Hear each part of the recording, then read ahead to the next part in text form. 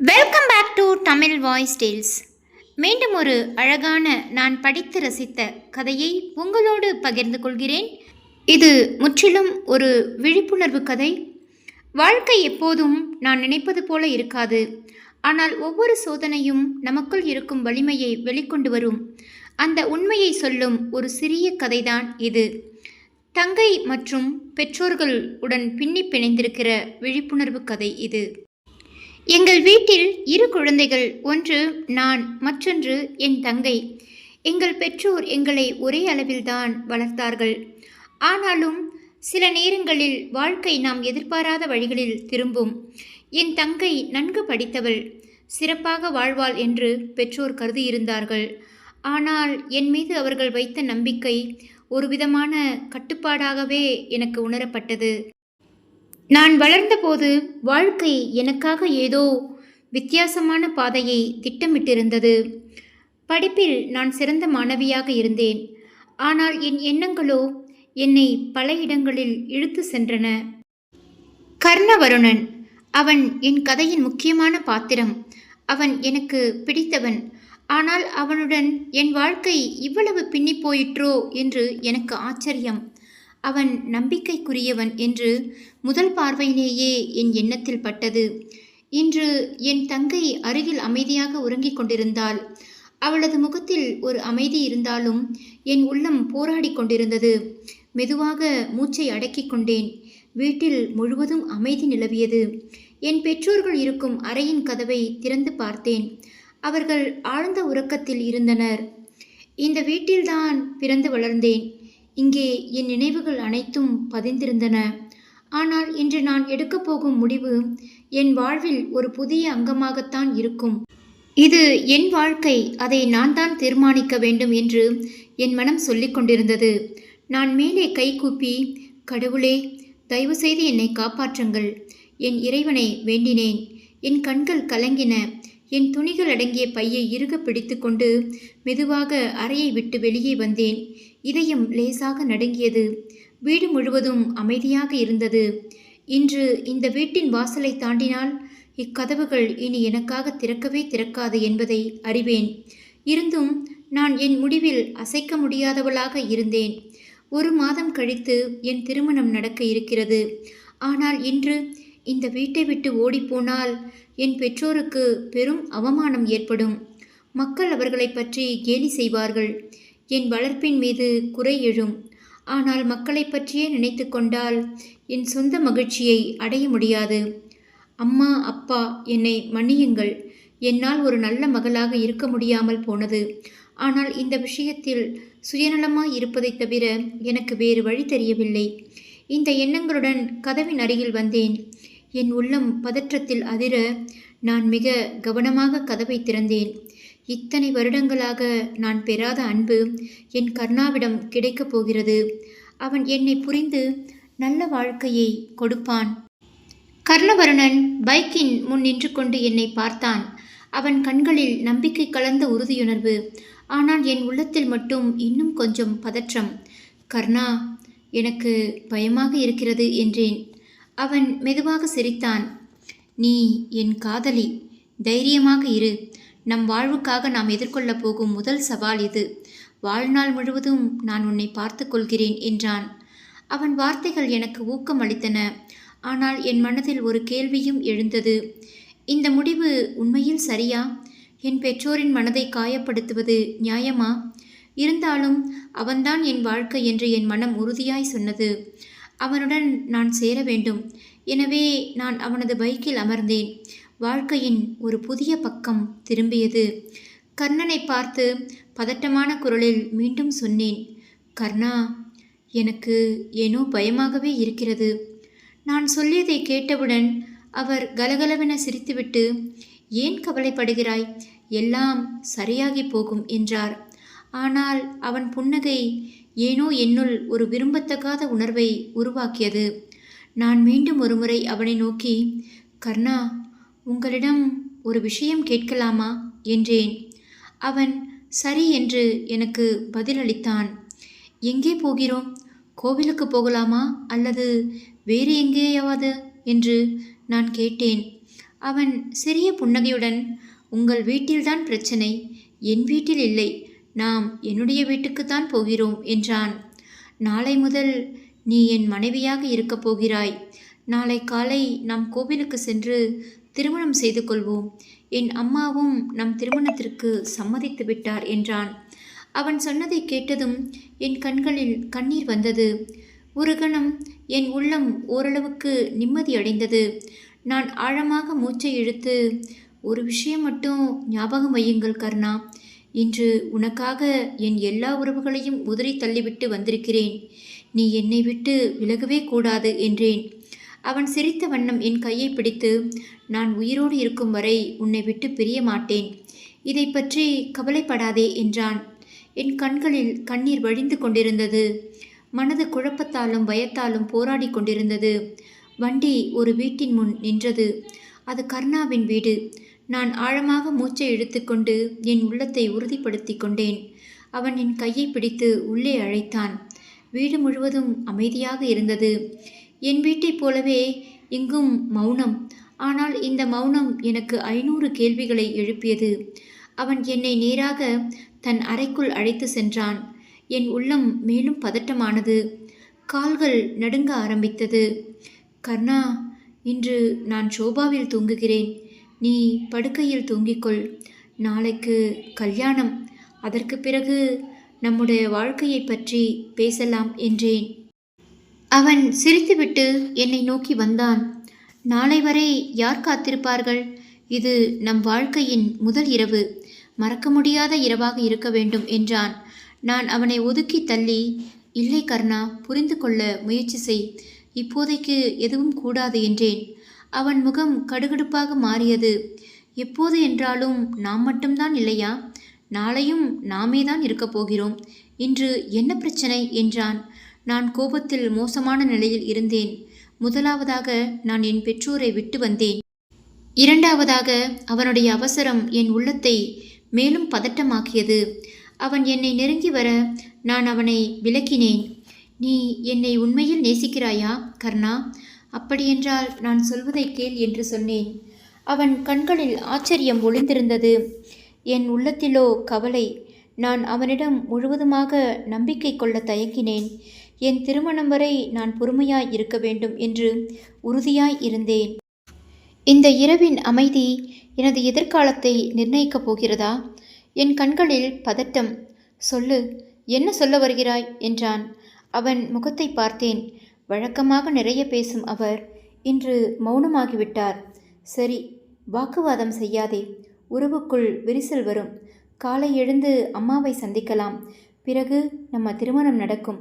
அப்புறம் உன்னிடம் எந்த ஆட்சேபனையும் இருக்காது. குட் நைட் என்று கூறி தூங்க சென்றான். நான் பதில் சொல்லாமல் அவரை பார்த்தேன். மனதில் குழப்பம். என் பெற்றோரின் முகம் கண்முன்னே வந்தது. அம்மாவின் கையால் எனது தலைமுடியை வருடிய நினைவுகள் மீண்டும் மனதை பிசைந்தன. பிறகு கர்ணா ஷோபாவில் படுத்து கொண்டான். என்னை பார்க்கவே இல்லை. அவரிடம் மன்னிப்பு கேட்க வேண்டுமென நினைத்தேன். ஆனால் என் மனம் தடுக்க செய்தது. திருமணம் ஆகாத நிலையில் அவரிடம் நான் எச்சரிக்கையாயிருந்தது சரிதானே? நாளை சமாதானப்படுத்திக் கொள்ளலாம் என்று நினைத்து அமைதியாக படுத்தேன். ஆனால் தூக்கம் என் கண்களை விட்டு தப்பி ஓடியது. குழந்தை பருவம் முதல் இன்று வரை நடந்த நிகழ்வுகள் திரைப்படம் போல் என் உள்ளத்தில் ஓடியது. காலை பொழுதில் கர்ணா என்னை எழுப்பினார். சீக்கிரம் தயாராகிவிடு. கீழே சென்று அம்மாவை சந்திக்க வேண்டும். திருமணத்தை முடிக்க வேண்டும். உன் அப்பா போலீஸை அழைத்துவிட்டு வந்துவிடுவார் என்றான். நீ என் மனைவியாக இருந்தால் எனக்கு பயமில்லாமல் இருக்கும் என்று கூறி வண்டியில் அமர சொன்னான். அவன் வண்டியை முழு வேகத்தில் ஓட்டினான். நான் பயத்தால் கத்தினேன். கர்ணா, மெதுவாக ஓட்டு. கோவிலுக்கு தானே சொல்கிறோம். புதைக்குழிக்குள் அழைத்து சென்று விடாதே என்றேன். அவன் முகம் கடுமையானது. வாயை மூடு. உன் தந்தை போலீஸில் புகார் அளித்திருக்கிறார். போலீஸ் என் வீட்டிற்குள் நுழைந்தால் உன் கால்களை உடைத்து விடுவேன் என்றான். அவனுடைய பேச்சுகளால் என் உள்ளம் நடுங்கியது. அதே சமயம் அவனுடைய அம்மாவை எனக்கு இப்போது வரை காட்டவில்லை. அவருக்கும் இந்த திருமணத்தில் உடன்பாடு இல்லாமல் இருந்திருக்கலாம். கோவிலில் திருமணம் முடிந்தது. வெளியே வந்தவுடன் என் அப்பா, தங்கை, அம்மா என எல்லோரும் எதிரில் நின்று கண்ணீருடன் என்னை பார்த்து கொண்டிருந்தார்கள். என் கழுத்தில் மாலை இருந்தது. என் இதயம் வேகமாக துடித்தது. நான் கர்ணாவின் கைகளை பிடித்தேன். அவன் பின்னால் நான் முற்றிலும் மறைந்தேன். என்னை அவன் மறைத்து கொண்டு, என் மனைவியை பார்க்க யாருக்கும் அனுமதி இல்லை. யாராவது என்னை வற்புறுத்த முயன்றால் கர்ணன் யார் என்று காட்ட வேண்டியிருக்கும் என்று அவன் கத்தினான். என் அப்பா வினோத் எங்கள் முன்னால் வந்து, இனிமேல் இந்த அசிங்கத்தை பற்றி பேச விரும்ப மாட்டோம். என் மகள் இறந்து போனாள் என்றார். என் அப்பா அம்மா எல்லோரும் சென்று விட்டனர். நான் அவர்களை பின்தொடர விரும்பினேன். கர்ணா என்னை கட்டாயமாக காரில் ஏற்றினார். என் நிலை மிகவும் மோசமாக இருந்தது. என் தந்தையின் பேச்சை கேட்டு நான் மிகவும் வருத்தமடைந்தேன். தொடர்ந்து அழுதேன். அதே சமயம் கர்ணா அதை பற்றி சிறிதும் கவலைப்படவில்லை. நம் வீட்டுக்கு போன பின்னாடி எல்லோரையும் மதிக்க வேண்டும், வீட்டு வேலைகளையெல்லாம் செய்ய வேண்டும் என்று அது சம்பந்தமாக மட்டும் விளக்கி கொண்டிருந்தார். என் தாயின் கட்டளையை நீ புறக்கணித்தால் எனக்கும் உனக்கும் எந்த சம்பந்தமும் இல்லை. இந்த விஷயத்தை உன் மனதில் வைத்துக்கொள் என்றான். சுயநினைவில் இல்லாவிட்டாலும் அவன் வார்த்தைகளுக்கு என்ன பதில் சொல்வது என்று என் மனம் யோசித்தது. உனக்கும் எனக்கும் எந்த சம்பந்தமும் இல்லை என்று ஒரு தந்தை எதிரில் நின்று பேசுவது ஒரு மகளுக்கு உள்ளத்தை உலுக்கும் உணர்வு என்பதால் அதை விட்டு என் மனம் மீளவில்லை. நீ அழுதது போதும். இப்பொழுது நீ என் மனைவி. இனி நான் தான் உன் உலகம் என்று கூறி காரை ஓட்டினான். அவனுடைய வீட்டுக்கு அருகில் வந்து காரை நிறுத்திய பிறகு நாங்கள் இருவரும் வீட்டுக்குள் சென்றோம். வீட்டுக்குள் அழைத்து சென்றவுடன் அவருடைய அம்மா என்னை பார்த்து, உனக்கு சமைக்க தெரியுமா என்றார். நான் தலையை ஆட்டினேன். அப்படியென்றால் சமையலறையில் போய் சமைக்கத் தொடங்கு என்றார். எனக்கு ஒரே அதிர்ச்சி. இப்போதுதான் திருமணம் முடிந்தது. ஆனால் இங்கு வித்தியாசமாக ஒவ்வொன்றும் நடக்கிறது. எங்கள் வீட்டில் அனைவரும் என்னை ஏற்க மறுத்தனர். என் மாமியார் தினமும் கேலியும் பழித்தீர்க்கும் வார்த்தைகளும் பேச ஆரம்பித்தார். நான் விரும்பிய என் காதலன் என் மீது தயவு காட்டவில்லை. இங்கு நடக்கும் நிகழ்வுகளை பார்த்து சிறிது நாட்கள் கழித்து குழந்தை பற்றி யோசிக்கலாம் என்று நான் உறுதியாய் சொல்லிவிட்டேன். ஆனால் நான் குழந்தையை கருத்தில் கொள்ளவில்லை என்பதற்காக அவன் தாயின் வார்த்தைகளை கேட்டு என்னை அடிக்கத் தொடங்கினான். என் மாமியார் மேலும் நிறைய குழப்பங்களை உருவாக்கினார். திருமணத்தை முறிப்பது சுலபமான காரியமல்ல என்று எண்ணினேன். ஆனால் எங்கள் வாழ்க்கையை கெடுக்க அவர் நிறைய அவதூறு செய்தார். நான் முற்றிலும் உடைந்து போனேன். சில மாதங்களில் அவன் என்னை விவாகரத்து செய்வதாக கூறினான். என்னை வீட்டை விட்டு வெளியே தள்ளினான். இந்த வீட்டில் இனி உனக்கு இடமில்லை. நீ குழந்தை பெற தகுதியில்லாதவள், என் குடும்பத்திற்கு தேவையில்லாதவள் என்றான். நான் அவன் காலில் விழுந்தேன். தயவு செய்து என்னை விவாகரத்து செய்யாதே என்று மன்றாடி கேட்டேன். ஆனால் அவன் காது கொடுத்து கூட கேட்கவில்லை. அந்த வீட்டை விட்டு வெளியே வந்த பிறகு என் வீட்டுக்கு செல்ல முயன்றேன். என் தந்தை என்னை ஏற்று விடுவாரா? என் தாய் என்னை பார்ப்பாரா? என் பிறந்த வீட்டின் வாசலுக்கு சென்றேன். ஆனால் கதவு பூட்டப்பட்டிருந்தது. நான் மண்டியிட்டு அழைத்தேன், அம்மா, அப்பா. யாரும் பதிலளிக்கவில்லை. அந்த இரவு என் வாழ்க்கையில் மிகுந்த பயங்கரமாக தோன்றியது. என் இதயம் உடைந்தது. என் தாய் தந்தை என்னை பற்றி இனி கண்டிப்பாக யோசிக்க மாட்டார்கள். பெற்றோரின் கண்ணீர் வீணாகாது. அவர்கள் நமக்காக அழுதால் நமது முழு வாழ்க்கையும் பாழாகிவிடும். நான் கதவின் முன்னால் நின்று குழப்பமாய் பார்த்தேன். இப்போது என் வாழ்வில் நான் மட்டுமே உள்ளேன். எனக்கு எதுவும் தெரியாது. என் கண்களில் இருந்த கண்ணீர் வழிந்தது. என்னை நானே கொன்றுவிடுவது போல உணர்ந்தேன். அக்கம் பக்கத்தினரிடம் என் குடும்பத்தை பற்றி கேட்டபோது, நீங்கள் சென்ற 3வது மாதத்தில் அவர்கள் எங்கோ போய்விட்டார்கள் என்று சொன்னார்கள். நான் என் வீட்டின் வாசலில் தலையை பிடித்து கொண்டு அமர்ந்திருந்தேன். இது என்ன மாதிரியான பேரழிவு? நான் 8 மாதங்களுக்கு முன்பு இந்த வீட்டை விட்டு அந்த பையனோடு சென்றேன். இன்று அதே பையன் என்னை விட்டு பிரிந்து போனான். என்னுடன் எனது பெற்றோரும் அந்த பையனும் இல்லை. நெடுநேரம் தலை குனிந்தபடி அமர்ந்த பிறகு சாலையை நோக்கி நடந்தேன். எனக்கு ஒரே ஒரு வழி இருந்ததால் ஏதாவது வாகனத்தின் முன் விழுந்து தற்கொலை செய்ய முடிவு செய்தேன். நான் உயிருடன் இருந்தால் எல்லோரும் தங்கள் தீய கண்களாலும் தீய நோக்கத்தாலும் என்னை அழித்து விடுவார்கள் என்று எனக்கு தெரியும். நான் ஒரு காருக்கு முன் விழுந்தேன். காரின் டிரைவர் உடனடியாக பிரேக் போட்டுவிட்டார். நான் என் கண்களிலிருந்து கையை அகற்றினேன். திடீரென்று என் கண்கள் திறந்தன. எனக்கு எதிரே ஒரு பெண் கோபக் கண்களுடன் என்னை பார்த்து கொண்டிருந்தாள். அந்த பெண் பணக்காரியாக தோன்றினார். நான் அவரிடம் மன்னிப்பு கேட்டுவிட்டு அங்கிருந்து நகர முயன்றேன். ஆனால் அவர் என் கையை பிடித்து என்னை தனது காரில் உட்கார சொன்னார். என் கைகள் லேசாக நடுங்கிக் கொண்டிருந்தன. நான் பணக்காரர் காரில் விழுந்ததால் அவர் என்னை போலீசிடம் ஒப்படைப்பார் என நினைத்தேன். ஆனால் அந்த பெண் என்னை காரில் ஏற்றி கொண்டு சென்றாள். எங்களுக்குள் முழு அமைதி நிலவியது. நான் அவரை பார்த்து பயந்த தொனியில் இருந்தேன். மன்னிக்கவும், இனி இது போன்ற தவறை செய்ய மாட்டேன். என்னை போலீசில் ஒப்படைத்து விடாதே என்று கூறினேன். அவர் மெதுவாக, கவலைப்படாதே, நான் உன்னை போலீசில் ஒப்படைக்கவில்லை. நீ எனக்கு வேலை செய்வாயா என்று கேட்டார்.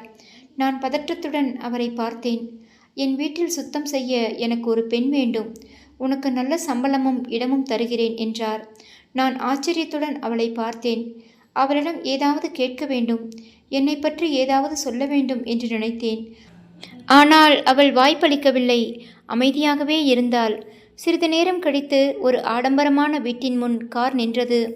என் இதயம் வேகமாக துடித்தது. அவள் கூறினாள், இந்த வீட்டில் என்னுடன் யாரும் வசிக்கவில்லை. நான் தனியாக வசிக்கிறேன். என் மகன் வெளிநாட்டில் இருக்கிறான் என்றார். நாட்கள் கடந்து கொண்டிருந்தது. அந்த வீட்டில் நான் என் கடமைகளை செய்ய ஆரம்பித்தேன். அவள் என் மீது எந்த வேலையையும் கட்டாயப்படுத்தவில்லை. ஒரு இரவு என் அறையில் இருந்தபோது மாடிப்படியில் யாரோ நடப்பது போன்ற சத்தம் கேட்டது. நான் வெளியில் வந்து பார்த்தேன். மேலே சென்றது வேறு யாருமல்ல, அந்த அம்மாதான். ஏன் இரவு நேரத்தில் மாடிக்கு செல்கிறார் என்று புரியவில்லை. இவர் பிறவியில் பெரிய பணக்காரியா அல்லது வேறு ஏதும் செய்கிறாரா? அடுத்தடுத்த நாள் இரவும் மீண்டும் அதே நிகழ்வுகள் நடந்தது. அவர் மேலே சென்ற பின்பு ஒரு அலறல் சத்தம் மெதுவாக கேட்பது போல் தோன்றியது. இந்த முறை நான் மெதுவாக அவரை பின்தொடர்ந்தேன். நான் மாடிக்கு அருகில் செல்ல செல்ல அலறல் சத்தம் அதிகமாகி கேட்டது. அவரை கண்டபோது அவள் வானத்தை நோக்கி கைகளை உயர்த்தி, கடவுளே, என் மகனை திருப்பி கொடுத்துவிடு, அவன் மீண்டும் என்னிடம் திரும்பி வர வேண்டும் என்று அழுது கொண்டிருந்தாள். அந்த குரல் என் உள்ளத்தை கிழித்தது. அந்த பெண்ணின் வலியை கண்ட பின் என் பெற்றோரை விட்டு நான் சென்றபோது என் அம்மா எப்படி உணர்ந்திருப்பார் என்று எனக்கு புரிந்தது. அதற்கு பிறகு நான் அந்த அம்மாவுக்கு உண்மையான மனதுடன் வேலை செய்ய தொடங்கினேன். அவளது மகன் திரும்பி வர வேண்டும் என்று நானும் இறைவனிடம் பிரார்த்தனை செய்தேன். சில நாட்களில் அவளுடைய மகன் திரும்பி வந்தார். அவர் முகத்தை பார்த்த பின்பு அதிர்ந்து போனேன். அவர் வேறு யாரும் அல்ல, பல நாட்களுக்கு முன்பு எனக்கு நிச்சயம் செய்யப்பட்ட மாப்பிள்ளைதான். 3 முறை அவரது திருமணம் நிச்சயிக்கப்பட்டு நின்றுவிட்டதாகவும் அதனால் அவர் மனமுடைந்து இருந்ததையும் அறிந்தேன். திருமணம் நிச்சயிக்கப்பட்டு ஏதாவது காரணத்தால் கல்யாணம் நடக்காமல் நின்றுவிட்டால் மணப்பெண் மட்டும் பாதிக்கப்படுவதில்லை, மணமகனுடைய வாழ்க்கை கூட பாதிப்பிற்கு உள்ளாகிறது. என்னதான் பெண்ணின் மீது தவறு என்று ஒன்று இருந்தாலும் வருகின்ற பெண் வீட்டார் மாப்பிள்ளையை தவறாத கோணத்தில்தான் பார்ப்பார்கள். அந்த ஒரு விஷயத்தை பற்றியும் மேலும் என்னுடைய தங்கையின் வாழ்க்கையை பற்றியும் நான் யோசிக்காமல் அந்த முடிவை எடுத்திருக்கக்கூடாது என்று என் எண்ணங்கள் என்னை ஆட்கொண்டது. அதன் பிறகு அவருக்கு என்ன நேர்ந்தது என்று எங்களிடம் கூறினார். அவர் வேறு ஒரு மாநிலத்தில் வேலைக்கு சென்றபோது நடந்த விபத்தில் கோமா நிலைக்கு சென்று மீண்டும் நினைவு திரும்பி வந்ததாக சொன்னார். அவருடன் வேலை பார்த்தவர்கள் பலர் அந்த விபத்தில் இறந்துவிட்டதாக தகவல் வந்ததால் இவரும் இறந்துவிட்டதாக இங்குள்ள எல்லோரும் நினைத்தனர். ஊரில் உள்ள அனைவரும் அவர் இறந்துவிட்டதாக சொன்னபோதும் அவரது தாய் முழு நம்பிக்கை வைத்து கடவுளை வேண்டிக் கொண்டு இருந்ததன் பலன் வீண் போகவில்லை. அவள் கண்களில் கண்ணீர் மலர்ந்தது. அந்த அம்மாவும் அவருடைய மகனும் என் வாழ்வில் நடந்த அனைத்தையும் கேட்டு என்னை புரிந்து கொண்டனர். அந்த புனித தாய் அவருடைய மகனுக்கு என்னை திருமணம் செய்து வைத்தார். என் கணவர் ராகேஷ் கிருஷ்ணன் மிகவும் நல்லவராக இருக்கிறார். அவரிடம் மனிதாபிமானம் இருக்கிறது. எப்படியும் உன்னை உன் பெற்றோருடன் சேர்த்து வைப்பேன் என்று என் எண்ணங்களுக்கு ஒளி கொடுத்திருக்கிறார். இன்றெல்லாம் என் வாழ்க்கையில் நிம்மதியும் மகிழ்ச்சியும் நிலவுகிறது. எனக்கு ஒரு தேவதை போன்ற மகள் இருக்கிறாள். அவளை நான் அப்படி பாசமாய் வளர்க்கிறேன். அவள் என்றால் எனக்கு உயிர். ஒரு நாள் அவளுக்கு உடல்நிலை சரியில்லை என்றால் என் மனம் இறுகி போய்விடுகிறது. கண்கள் என்னை அறியாமல் கலங்குகிறது. அவளுடைய சிறு சிறு அசைவும் புன்னகையும் வளர்ச்சியால் வரும் மாற்றங்களும் என்னை என் மனதை மகிழ்ச்சியடை செய்கிறது. எண்ணற்ற பாசம் அவள் மீது கொண்டுள்ளேன். இப்போது எல்லாம் என் மனதில் எழும் ஒரே எண்ணம், என் பெற்றோர் கூட என் பிறப்பிலும் வளர்ப்பிலும் இப்படித்தானே இருந்திருப்பார்கள். ஆம், சில நாட்களில் என் கணவர் என் தாய் தந்த இருப்பிடத்தை கண்டுபிடித்து அங்கு என்னை அழைத்து சென்றார். இருவரும் மெயின்கேட்டை திறந்து உள்ளே சென்றோம். அப்பா, அந்த ஒரு வார்த்தையை சொல்லி முடிக்க என் தொண்டையில் இரும்பு விழுந்த மாதிரி இருந்தது. அவரை கடைசியாக பார்த்து எத்தனை நாட்கள் ஆனதோ. அவர் முகத்தை பார்க்க கூட பயமாக இருந்தது. வாசலுக்கு வெளியே நான் நின்றுவிட்டேன். உள்ளே போற துணிச்சல் இருந்தது.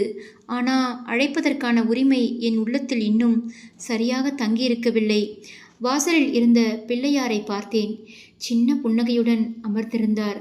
உங்களை பார்க்கணும் என்று அவங்க ஆசைப்பட்டாங்க. நீங்க தான் கொஞ்சம் மனசு வைக்கணும் அப்படின்னு ஒரு சத்தம். கதவின் மறுபுறம் என் கணவன் பேசிக்கொண்டிருந்தார். அங்கு நின்றிருந்த என் தங்கை முகத்தில் வியப்பு, கோபம், பிறகு ஒரு வலியை மூடி வைக்கும் சிரிப்பு. உன்னை வீட்டுக்குள்ள வர சொன்னதும் அப்பா சம்மதிக்கல. ஆனா கூப்பிடாம இருக்கவும் முடியல என்றாள் என் தங்கை. நான் ஒதுக்கி நின்று விட்டேன். அவள் சொல்வது போல அந்த வீட்டில் எனக்கான இடம் இனிமேல் இருக்குமா? என் தவறுகளை மன்னிக்கக்கூடிய மனம்தான் அவர்களுக்குள் இருக்குமா? அப்போது ஒரு இருமல் சத்தம். வயதான ஒருவர் வெளியே வந்திருந்தார். நடுநீல கலர் வேஷ்டி, மென்மையான சட்டை. ஆனால் அந்த கண்களில் அந்த பழைய நெருப்பு இல்லை. அதற்கு பதிலாக பச்சை மரத்து பட்டை போல காய்ந்த துயரம் வந்தது. யாரும் அல்ல, என் அன்பு அப்பா. வந்துட்டியா கண்ணே? அவர் சொன்னது ஒரு வார்த்தை மட்டும்தான். ஆனா என் உலகமே அதில் நனைந்தது. என் கண்களில் நீர் மலிந்து கால்கள் அவரை நோக்கி ஓடின. கண்ணீர் மல்க அவரை பாசத்தால் அணைத்து கொண்டேன். என் அம்மாவும் என் தங்கையும் எங்களை அணைத்து கொண்டு அழ ஆரம்பித்தனர். வயதில் வரும் கோளாறுகளை வாழ்க்கையின் மகிழ்ச்சியாய் நினைத்து தாய் தந்தையை உதறி தள்ளிவிட்டு போனதன் வழி அதை அனுபவித்த பின்தான் நான் திருந்தினேன். கதை பிடித்திருந்தால் பகிருங்கள். தொடர்ந்து இணைந்திருங்கள். நன்றி, வணக்கம்.